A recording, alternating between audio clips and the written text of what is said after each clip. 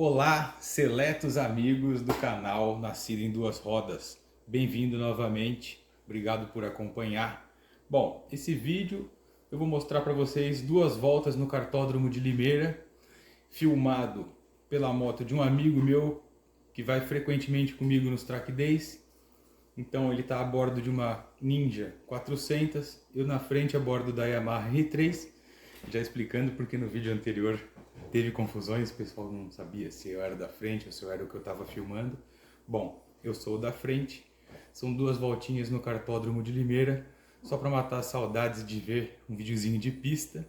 Se inscreve no canal, curte, comenta sua sugestão, sua crítica, manda esse vídeo para o seu amigo que já conhece o Kartódromo de Limeira para que ele possa dar a opinião dele e acelera!